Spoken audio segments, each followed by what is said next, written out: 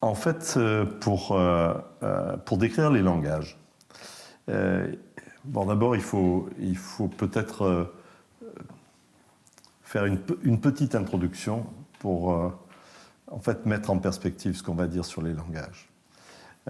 Parce que pour décrire les langages, on va être obligé de réduire la complexité des choses et de déformer un tout petit peu la réalité pour être clair.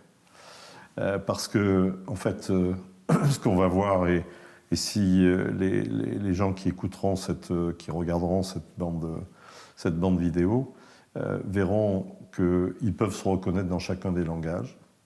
Donc on est chacun d'entre nous, on a plusieurs registres de communication qu'on utilise et qui sont chacun des langages typiques. Donc on peut se reconnaître un tout petit peu dans chacun des profils de communication. Et or, je vais parler de chacun des profils comme s'ils étaient purs. Et en fait, aucun profil n'est pur. Ça n'existe pas. C'est très rare. C'est très rare. Et l'autre chose, c'est que je vais dire donc les gens qui ont leur dominante dans tel système de famille de besoins ont tendance à s'exprimer de telle et telle manière. Bon, en fait, c'est une réduction de la complexité. Personne n'est complètement comme ça. Donc, il faut avoir ça en tête.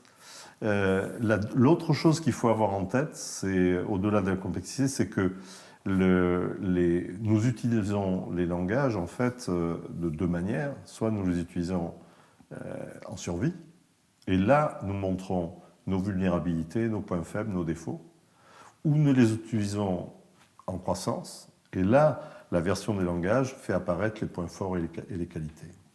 Donc, ce que je vais faire, c'est que je vais partir des besoins, qui est le point de départ, le fondement même de nos comportements, puisque dans nos comportements, qu'est-ce que nous faisons? Nous essayons de satisfaire nos besoins dans l'échange avec les autres.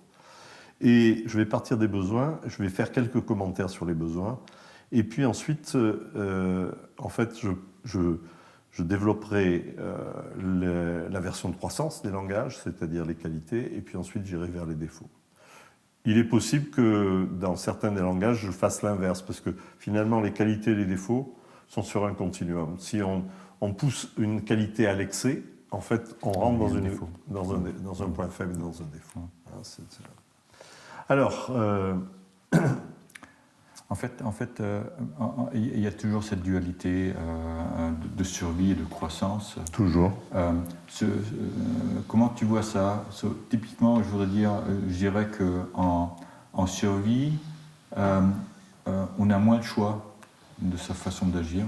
Donc on est plutôt stéréotypisé dans sa façon d'agir. Ouais. Alors qu'en croissance, on a plus de choix. Et on est libre. Et on a peut-être même plus de choix sur les profils ou disons sur les qualités qu'on va utiliser. Oui, ce qui fait d'ailleurs que si on veut vraiment reconnaître quelqu'un et son profil dominant, il faut qu'on le voit sous stress et en survie. Oui, oui, exactement. Donc, parce que en croissance, ce qui nous caractérise, c'est d'être libre et donc de choisir le registre de communication qui est le plus adapté soit à l'interlocuteur, soit à la situation qu'on a à gérer. Voilà, donc les qualités sont moins stéréotypiques que les défauts. Oui. Bon, alors on peut avoir certaines spécificités, des qualités dont on pourra parler, on va en parler, mais on sait que la grande différence, c'est pas dans les spécificités, qualités, défauts, mais c'est dans le fait qu'on est libre quand on est en croissance, donc on peut être dans n'importe quel langage selon les besoins du moment. Exactement. Voilà. Mais disons, on a peut-être une préférence, ce qui va plus facile, là où on a plus de facilité de jouer avec, ça. Mais pas plus. Oui, et on pourrait dire autre chose aussi, c'est-à-dire qui va dans le sens de ce que tu dis, c'est que dans notre langage dominant, qui est dominant dans notre profil de communication, en fait, à force comme c'est nos registres de communication préférés, on développe des talents, véritablement, des compétences qui deviennent des talents. On est capable, dans les autres langages, d'utiliser tous les autres registres de communication, mais en fait, on y développe des compétences qui ne sont pas aussi développées que les talents que l'on développe. On a un peu moins de facilité. On a un peu moins de facilité, c'est ça. Voilà. Alors, ceci étant dit, on peut démarrer et faire la première correspondance entre les besoins et les langages et les registres de communication, sachant que l'ordre d'exposition qu'on va choisir de faire correspond en fait à l'ordre d'apparition des besoins de chacun des langages dans la petite enfance, dans le premier cycle de développement de l'enfant. C'est-à-dire qu'on peut diviser le premier cycle de développement de l'enfant en 4 grandes périodes.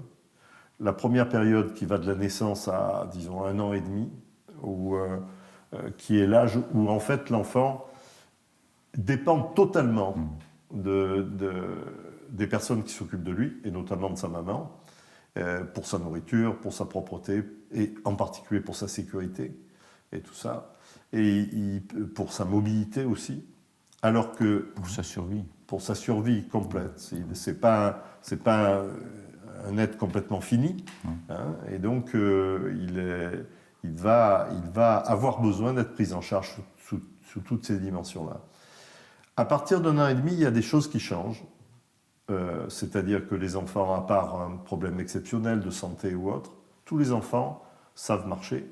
Certains courent déjà depuis plusieurs mois.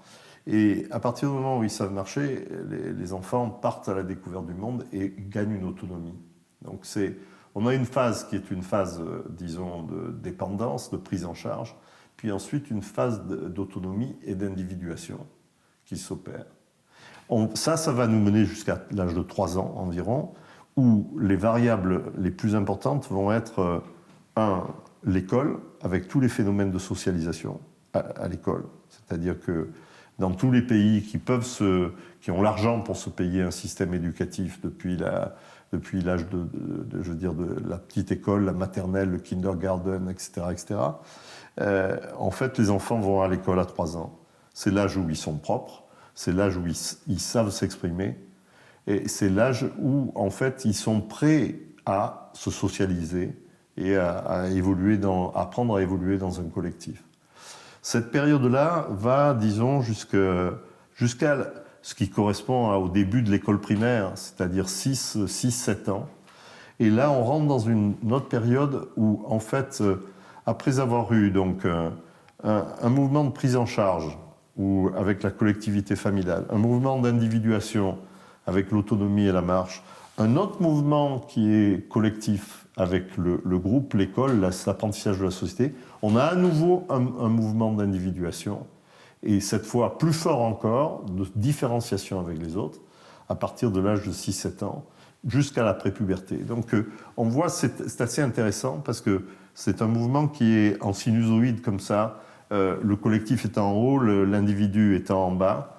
Il y a d'abord quelque chose qui se joue dans l'attachement familial, ensuite un mouvement d'autonomisation, puis une autre forme de collectif autour des règles, des lois sociales, de la manière de fonctionner en société, et ensuite un nouveau mouvement qui va plus loin que l'autonomie, qui est de différenciation de soi-même avec les autres. Tous les enfants du monde connaissent ces phases-là. Et donc c'est la base même, en fait, des langages qu'on va décrire. Et en termes de R, relation, I, idée, S, structure, V, valeur, leur origine en termes de famille de besoins et de besoins qui viennent sur le devant de la scène sont dans ces phases, dans ces périodes de la petite enfance.